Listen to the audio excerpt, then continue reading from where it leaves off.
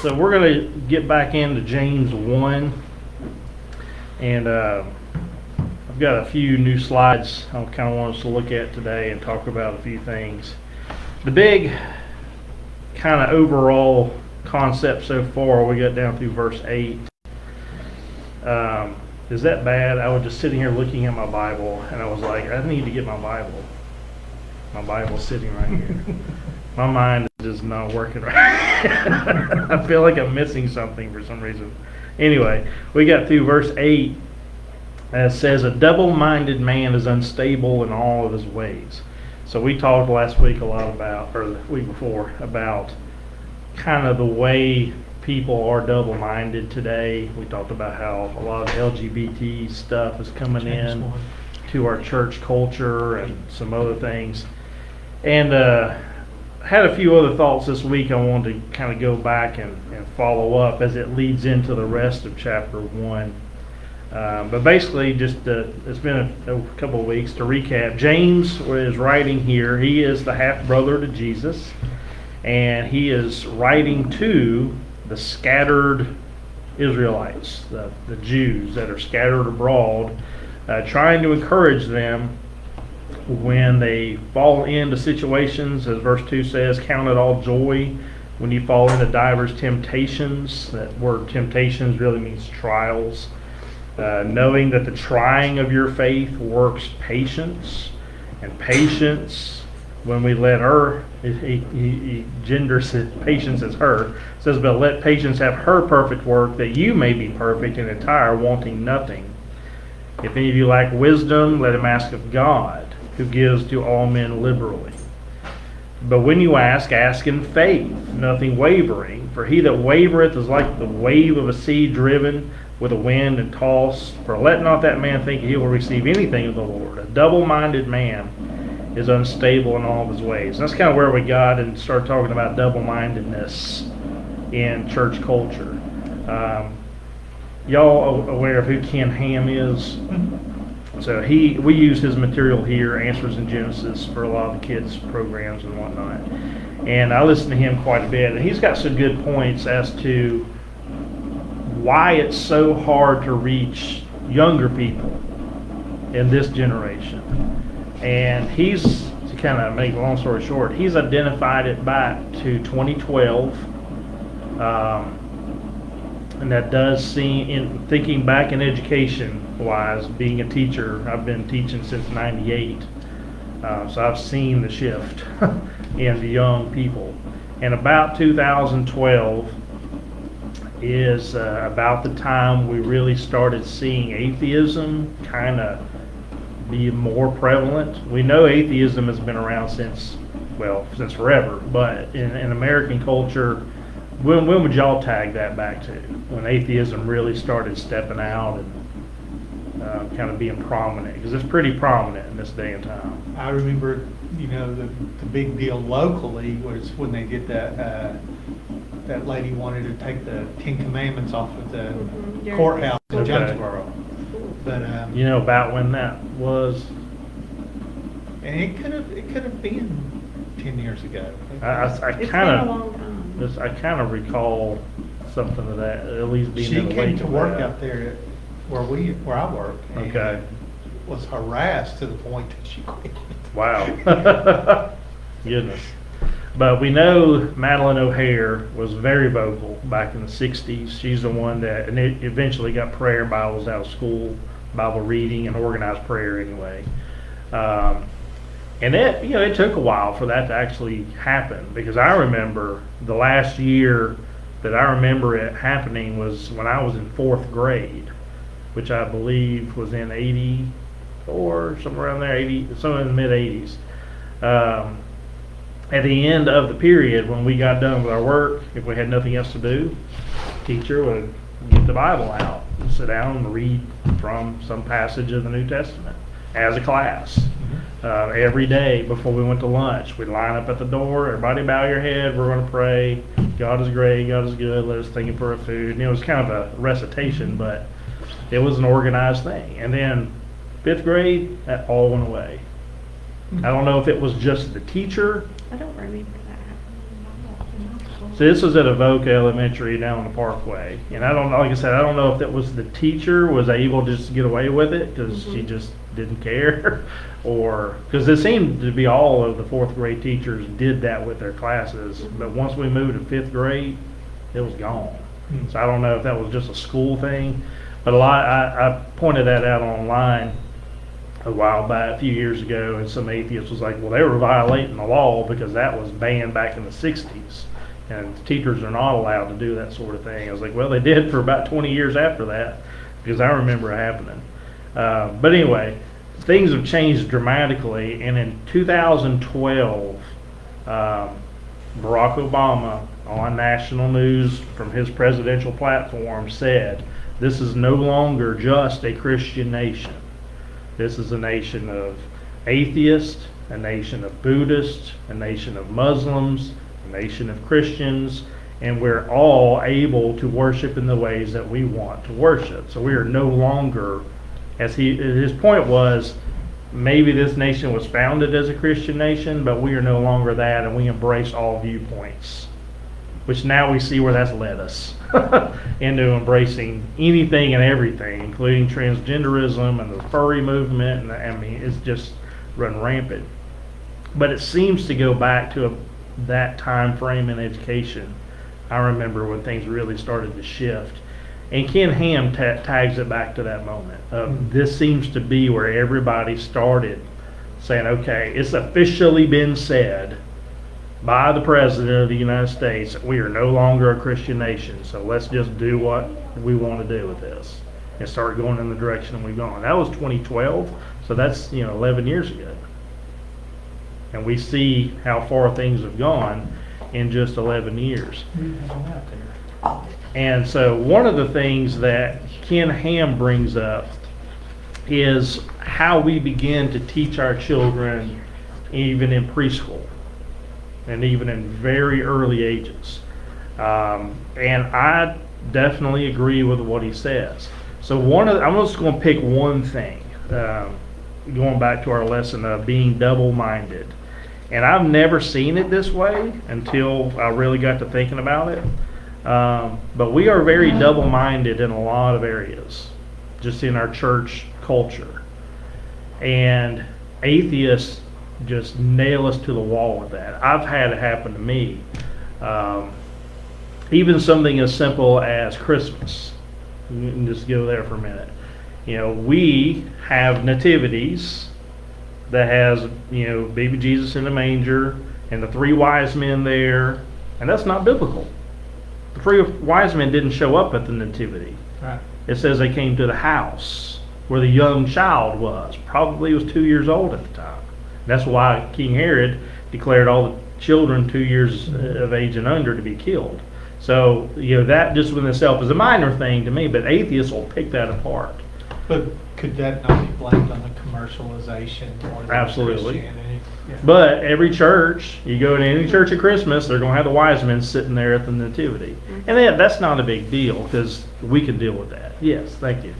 And even we sing songs like, Away in the Manger, No Crying He Made. I'm sure he wasn't a silent little child. I'm sure he squalled and cried like any other baby.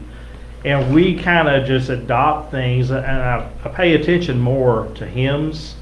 Some of the lyrics we sing are not really biblical. I mean, they're just, we sing them. Even I've got a mansion up over the hilltop. Where's the hill? Yeah. We got a mansion over a hilltop. Is it a mansion? It says that there's a mansion. Some translations say dwelling places. I don't think it's really important. The more important thing is that we're going to be where Jesus is, right? But, those things are kind of, yes, just dump it in there is fine. But anyway, there's a lot of nitpicky things that atheists will approach your people's age, Zach, and I've had one directly approach me and say, well, what about this? And what about that? I can't believe you would worship a God who says, love me or go to hell. And that's not really the context of the message of the gospel. Why do people go to hell? Thank you. Like, why do people go to hell? Is it because we refuse to receive Jesus and he's mad at us? Because that's what atheists think. If you talk to any of them in person or online, they'll be like, how can you worship somebody who just gets mad at people and burns their city down, Sodom and Gomorrah, and sends people to hell because they refuse to choose him? That's so narcissistic and all this sort of Because stuff. they have sin, he can't be around sin. Right, and that's the issue. I saw this explanation online. He goes out and like preaches to people on like college campuses and stuff. He's saying that the reason people are sent to hell is not because he doesn't love us, but it's because our choice has sent us to hell. Exactly. So Yeah. we choose, and that's a good explanation to explain to atheists that you have a choice. If you choose not to be with God, he respects that, and you can be away from him forever. But if you choose to be with him, then you'll be with him forever, is basically how it explains it. And I like how Ray Comfort does it. He explains it that we've broken God's law, and he pulls it into a legal, like a judicial scenario of, the legality of that is we broke God's law. Therefore, we needed someone to pay our fine because we could not pay it, and that's what Jesus did on the cross. And that's why he said it is finished. And now what we do to receive that fine, or receive that payment for the fine, is we repent of our sin and follow Jesus the rest of our life and put him first in all areas. Because a lot of people, and I've had atheists talk to me and say, well, why can't God just forgive me? Why do I have to live for him? Why can't he just forgive me anyway? And they miss the whole concept because the ultimate foundation has not been established even from a young child. And I want to pick one thing, and this is uncomfortable for some people, but I want to choose the topic of being honest. This is kind of the direction we're going. And I want to focus on dinosaurs for a little bit. So, where do dinosaurs fit into the Bible? I've had that question asked to me so many times, especially by atheists. We have the fossil record. We know these things are millions of years old. We know this. We don't know they're that. millions of years. And we don't. We got records. Right. We have a fossil record. Yes. They interpret it that it's millions of years, even though that's where they go off the rails. But where do we get that? We get that from, the Ice Age is another issue. Where does that come from? I'm going to skip ahead a minute. We get that from books as kids. I remember reading books as a kid. How do all of these books start off? Millions of years ago. Millions of years ago, dinosaurs roamed the earth. Yeah. I mean, that's in every kid's book that's out there. And let me back up a few slides. Part of the problem as well is, do Christians have a good explanation for dinosaurs?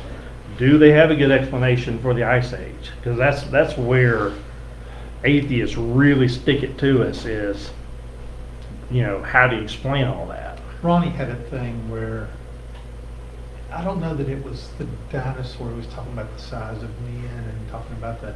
The Nephilim and stuff. Yeah. Genesis 6. Yeah. Okay, I knew there was a section. I can't remember where it was. So Ken Ham is huge on Genesis 1 through 11. Those 11 chapters, and his mission is to establish that is the basis for the gospel. We haven't got to Jesus yet, but he's all throughout it.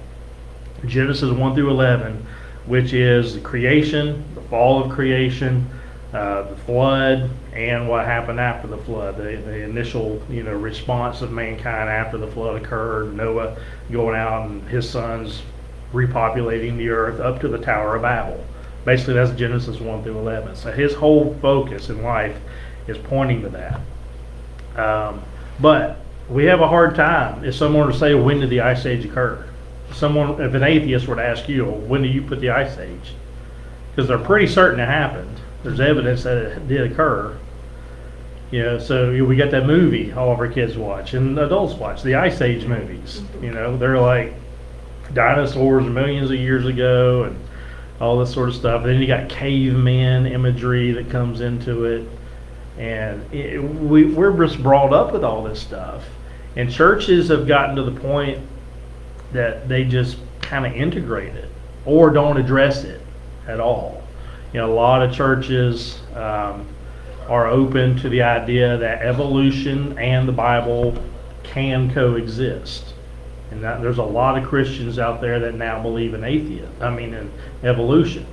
Are you talking about where they say a day isn't 24 hours? Right, Yeah. right. They kind of take that out of context and they're like, well, we have all this evidence for evolution, which we don't, but it's their interpretation of the data that they think that way.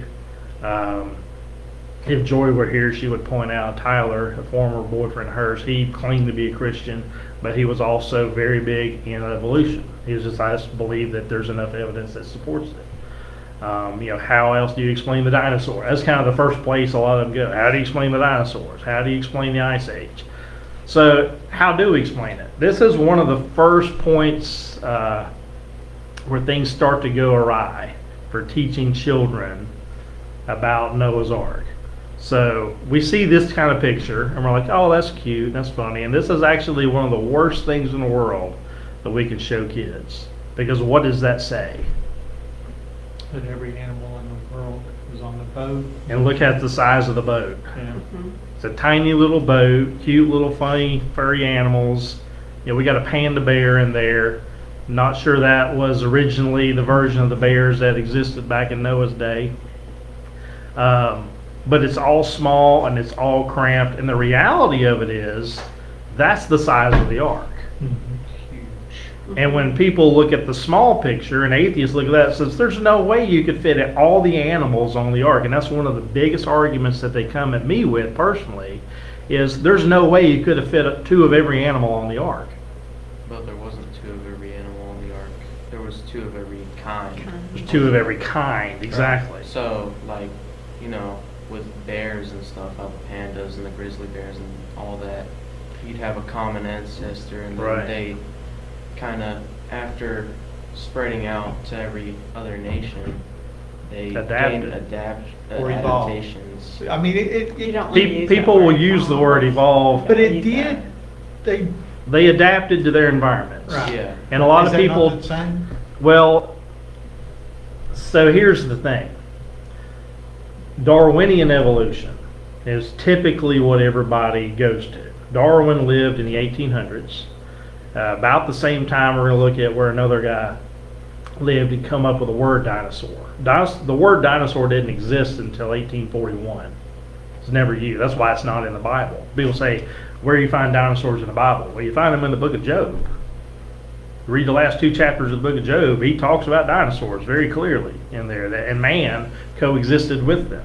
I mean, if you read those chapters, you can tell. And Job was the oldest, probably, book written in the Bible. Some people believe that Moses wrote it. Some people claim that Job wrote it. We're not 100% certain, but it is deemed as one of the oldest books written in the Bible, which explains its kind of ancient nature of what it talks about. But in the last couple of chapters of it, it does talk about animals that are enormous. Their tails are the size of cedars.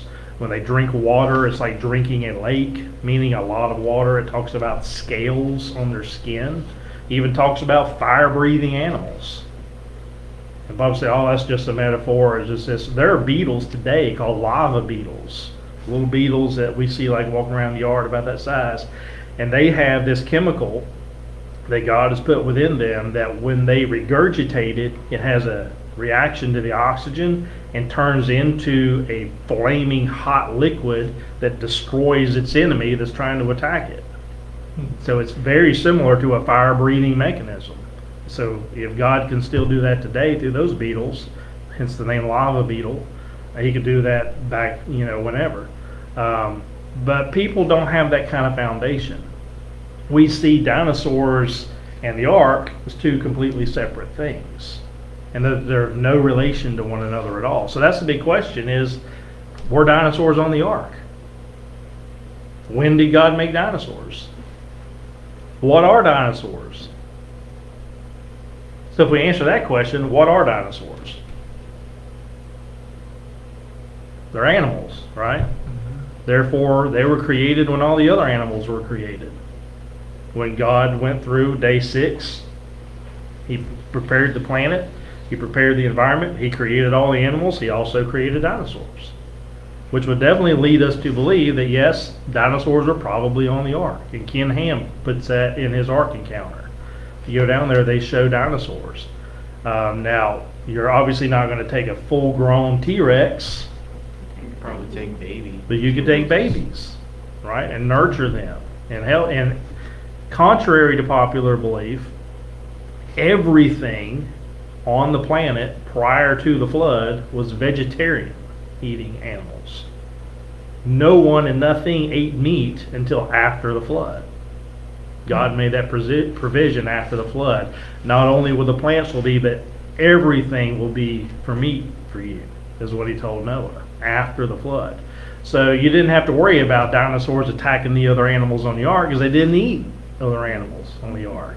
They have found preserved, speaking of Ice Age, preserved dinosaurs who are petrified or whatever, and have clearly seen that there's vegetation in their stomachs. Even like T-Rex type animals. They have found nothing but vegetation. They've never found any sources of meat or anything, which brings another question of how in the world could something fossilize with undigested food in its stomach? It had to be frozen pretty quick. Had to be either buried or frozen very quickly. We have fossils that show animals in the process of giving birth. The unborn animal half out and half in, and all of a sudden it's preserved in the fossil record because something quickly came upon it and just buried it. Well, if you cover the earth with water, that much water, you're going to create layers of sedimentation on top of each other, and as the water rises, that creates the different layers of what we now call the fossil record. So the flood is actually the best explanation of the fossil record. And as a continent split apart, which we believe did, because it says that, it talks a lot back in those days that the whole earth was of one language, the whole earth was this, the whole earth was that, and that water covered the whole world. It was most likely one landmass. And with that much water pressing on it, it's going to soften the ground, and of course it's going to split apart. Things are going to shift and move around. And we have found layers on one continent that at the same elevation match exactly the layers on a different continent with the same type of shells. They've even found different parts of the same fossil on 2 different continents at the same layer of the fossil record. So a flood is the best explanation of that. Ice Age, Ken Ham puts it at the end of the flood. That as the whole earth has been cooled, all that water evaporates up into the air, probably making the atmosphere very thick, cooling the ability of the sun to pierce through it, probably made the planet very cold during those first couple 100 years after the flood. Hence, a lot of ice could have easily formed. And with the way you get all that water. Yeah, where did all the water come from that froze? With things shifting, like continents shifting. Once the earth splits open, right, it's just raw magma and stuff coming out of the earth, Right. heating up the waters, sending up like steam and all that into the air, which that's evaporation. Right. And it condenses, and that's where you get all the water after it rains. And then that's where all the ice came from, was all the water. I mean, the flood actually is the best explanation for how all of that would have even taken place, how the fossil record is the way it is. But we don't teach this to kids. We teach millions of years ago in little books like this that dinosaurs roamed the earth. Again, the term dinosaur didn't even become a thing until 1841. That's why it's not found in the Bible, because it wasn't a term. Now, dinosaurs, again, are discussed in the Bible. We have Behemoth, we have Leviathan, we have descriptions of what seem to be, very clearly seem to be dinosaurs. But this guy, Sir Richard Owen, he was a British scientist, came up with the name dinosaur to describe these fossils that we're finding. Again, he lived in the majority of the 1800s. I think 1804 is when he was born, died late 1800s. He was 88 years old.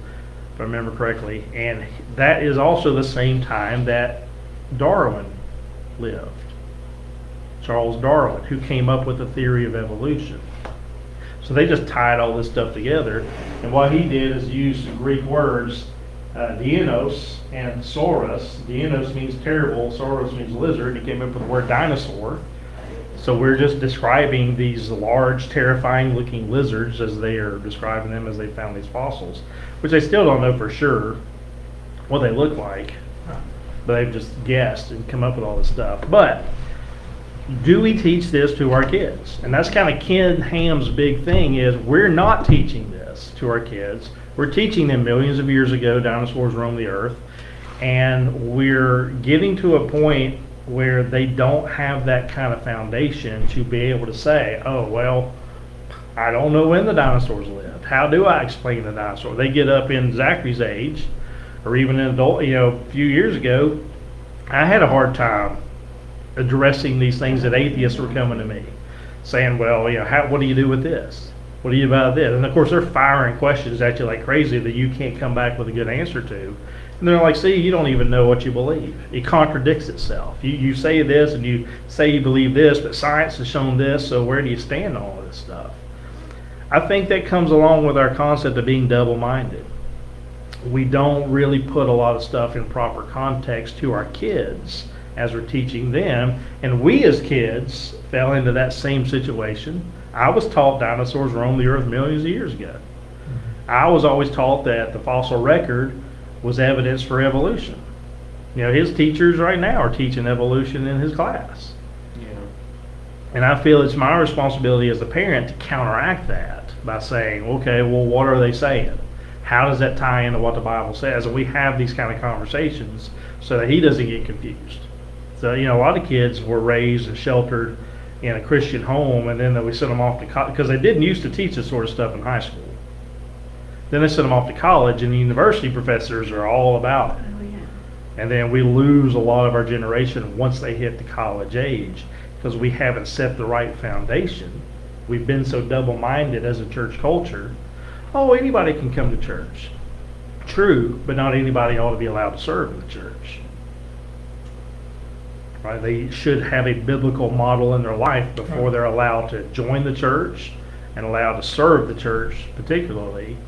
But now we've got to the point where we have homosexuals leading church services. We have transgender pastors out there. Drag queen pastors. Drag queen. And then his generation coming up and the next, that's normal in our culture because we haven't laid the right foundation. We've become so double-minded in how we address the Bible and how we address it to kids. And that's why, honestly, the transgender movement, who are they targeting? Younger children. Younger children. They're having drag queen book readings in public libraries to try to get kids comfortable with being around that. And Tennessee's trying to do Yeah. something about that. And the adults in the room, as I say, aren't listening to them. So they're like, okay, fine, we'll go after your kids because they're susceptible to learning whatever. Y'all aren't probably teaching them what is going to counteract what we're doing, so we're going to teach them what we want them to know. So they will accept us, so they will embrace it in the next generation. In reality, they're becoming the next generation of it because we see the kids in the schools right now. My wife's got a 5th grader who thinks she's a girl who thinks she's a boy. We got the She furry talks about movement that all going the time. on. All the time. I got kids I've seen come through our freshman rotation blocks that I've had them both ways. I've had girls that think they're boys and boys that think they're girls. That now, and they're Zachary's age. I had a new kid start this week, a girl, and we have what we call a Goodwill ambassador, and they sent down the transgender boy, thinks he's a girl, to be her ambassador for the whole day. Oh yeah. Like, really? And they're putting them in positions in the government. If you identify in any of that realm, you're guaranteed a job, basically, in the U.S. government, anywhere you go. And it's sad that it's come to that point, but a lot of it, I think, kind of has trickled back to upbringing and what we've done as a church and what we're teaching kids in our church. When we put our kids in the classes that we teach them, what do we teach? We teach them little Bible stories. Or are we teaching them fundamental biblical truths, though, that will set them up to embrace the gospel in a way that's unquestionable? Why should we reject evolution as Christians? Why should we say it absolutely cannot be coexisting with the gospel message? Does it have anything to do with the gospel message? Because of Genesis 1:1. In the beginning, God created the heavens and the earth. Okay. That's all you need. Disproves evolution right there. God created it, right? How does it tie into the gospel? Does it? I don't know. I've never been able to answer those questions. Okay, so Romans 5:12. Wherefore, as by one man sin entered into the world, and death by sin. Therefore, death has come upon all men, for all have sinned. Right? Death is a result of sin. Who committed the first sin? Adam and Eve, right? Eve committed it. Adam took the responsibility for it. Well, if you plug evolution into that story, and you have millions of years of death, that counteracts the story of the gospel. Because according to the gospel, death didn't even exist until sin existed. And if you have animals evolving into monkeys, and monkeys, the story of Lucy and all that, Lucy was the first human 3 million years ago, and she evolved into maybe what we now call today as Eve, and then they sinned. Well, why was there millions of years of death? It can't coexist. Therefore, we have to be adamant that no, evolution is not biblical. It cannot coexist because death is a punishment for sin. And we know that animals can't sin, but death is so serious upon humanity that it has affected all of creation. Even the animals, even though they didn't sin, our sins have been imposed upon them, and that's why even the animal world dies. That's why the universe is dying. That's why the earth is dying. Because of our sin. That's how serious sin actually is. But we don't teach this to kids. And therefore kids grow up and they think sin is just, I'm disobeying mom and dad, therefore I'm sinning. No, you're actually breaking God's law. And it's hard to explain that to a 3 or 4-year-old. You probably wouldn't do that harshly. Right. But you want to keep that in mind as they grow.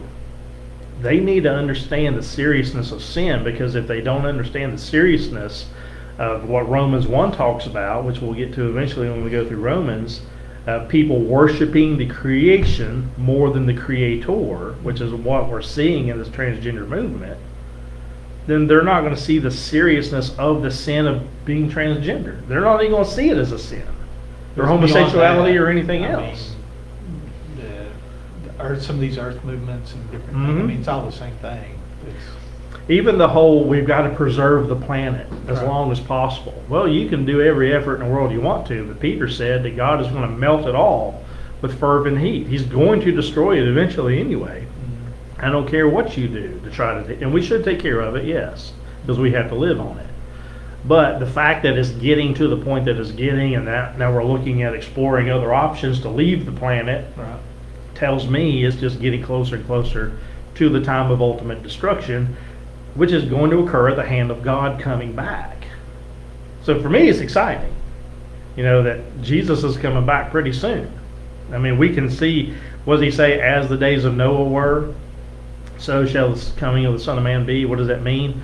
Well, Noah built this ark for 120 years, something like that. That's how long, and he lived to be 600 years old. And for over 100 years, he built this thing. And preached while he was building. Preached while he was building and all this, and people are like, it's never, what is this rain you speak of? It never rained. Which is weird for us to accept.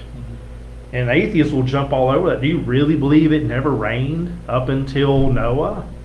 Well, that's what the Bible says. Because when we read Hebrews says that he had faith in things that he had not yet seen. Which means he had never seen rain. So how did things grow? Evaporation, the moisture would come up on the air, and there was, the processes Zachary was talking about. God worked it out. Now we can trust in that, but atheists won't. They have to have some other explanation for it.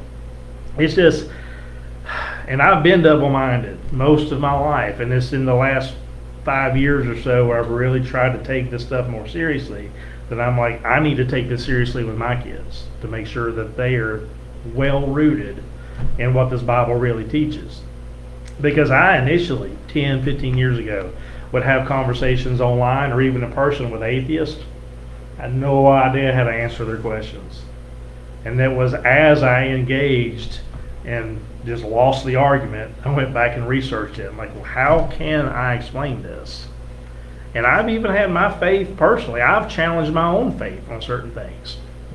I can't explain this. Where is this in the Bible? And that gets us to dig more deeply into it to find out what the Bible does say about dinosaurs. What does it say, if anything, about the Ice Age? I've yet to find anything solid about the Ice Age. Like, it doesn't talk about the Ice Age in the Bible, but it does talk about dinosaurs, and it does talk about a global flood. And if you sit back and think about it logically, and other people's work, like Ken Ham comes along, they have Christian scientists who research all this out and can explain it because they have the knowledge and the expertise to do so. And it's not, oh, you're just coming up with an answer. They're researching this stuff out and proving it through scientific methods. This is most likely how this happened, and this is how we can explain this, and this is how we can explain that. Yeah, you can see some of his debates where he'll do professors and universities and stuff like that on YouTube. And Yeah. things like that. And Ray Comforts, he loves going to the science department, the biology department, and talking to these professors and asking. Somebody came to ETSU. I don't know. Do you Oh, know really? if it was yeah, I don't know which one it was. It might have been one of those two guys. Yeah, I don't know. I would love to sit and listen to talk. I'd love to talk to these guys. I'd be so starstruck I wouldn't know what to say. It's just like they're kind of heroes of mine. But yeah, I mean, we've got to be able to address a lot of the stuff, and that's why I like studying the Bible the way we do, is to try to tackle those things verse by verse, and how does this tie into this. But I just wanted to I reflected on it the last couple of weeks of a double-minded man is unstable in all of his ways, and I just was thinking back through how I have been unstable on things, and how do I seek out the answers. And I go to people smarter than me. I mean, I can't figure all this stuff out, but collectively as a church, and I think that's why another reason to have church. We ought to have people who have the expertise, not just our church, but globally, the church. We should tap into each other's knowledge and resources and support people like Ken Ham who have come up with all this stuff and has good ways of explaining things. I don't know, what y'all's thoughts on just any of what I just said? I mean, think it's pretty legit, or Oh yeah. something we should be more concerned about? But there's some things that I know that I can't explain, and I just take on faith. So Right. I've not really confronted atheists like you're talking about. Mine's been, I don't even know that they would classify them as atheists, more than, just a non-believer, and just sort of, Just agnostic or yeah, something. yeah, or at a different level of conversation. Right. But, yeah, I mean, there's some tough questions out there. There are. And the reason I encounter so many of them is I just throw myself in their path. I do that on purpose so that I am challenged. And the easiest and best way to do it, if you ever want to venture into that realm, is just hashtag anything. You just write anything on Twitter, hashtag atheist, and they're going to come like a swarm of bees all over what you've got to say. You can just say, God created the heavens and the earth, hashtag atheism. And they'll be like, I mean, you'll get comments and people challenging you, and you're basically like being thrown to the wolves, throwing yourself to the wolves. But it's good to hear what their questions are and what their arguments are, so that you can build up an arsenal of ammunition against that for the next time. And that's kind of why I do it, is I throw myself out there so I can learn what I don't know and figure out biblically how to answer those kind of questions. So why, has the question ever been asked to them, why do you believe Oh yeah, what you believe? absolutely. Yeah. And they all say, Why do well, you- science. I'm like, well, that's not a good answer. not against Well, it. because And they'll say, well, it's no worse of an answer than you saying because the Bible says. Because they don't trust the Bible. They don't understand the nature of the Bible or how it was developed and how it was written. Well, I mean, we And what I do, believe that that's a reference. and what I do is I throw it back on them and say, so you're telling me you're basing your beliefs on faith and science? Because you can't prove evolution. It's not observable. It's never been repeated. That's the essence of the scientific method. It's something that is repeatable and observable. Evolution is neither of those things. So, I mean, and then it gets them thinking, well, yeah, I really can't say it's scientific because of whatever. like what they're teaching in schools, especially like right now, what I'm learning is they're teaching, most people have heard of natural selection yeah. and artificial selection, where humans choose what evolves. But all it is really is them losing genes over time and adapting to their environment based off of losing their genes. Yeah, it's like we're talking about this the other day about dogs. You know, when you have natural selection or evolution, as they would call it, you're just manipulating or losing parts of what was there to begin with.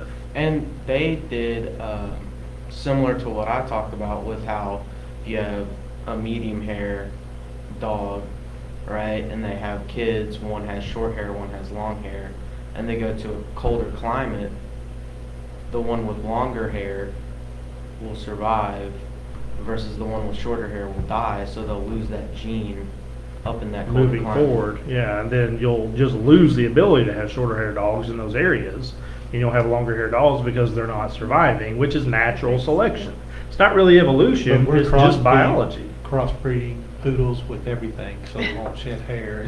Right, but they're still all dogs. Yeah. You're never gonna have a cat flying around your yard with eagle wings. It's just not gonna happen. You can't add to, you can only take away or manipulate what is currently already there. And but people take that and they make that the case for evolution, and it's just it's interesting to hear and study all the things that they throw at us. They Anyway. take what doesn't prove it and try to prove that it does. Yeah. Based on primarily faith of what they put into a system. All right, well that's it for today. We'll maybe get to verse 9 next week and move ahead in the lesson. But thanks y'all for joining us. We'll see you next week.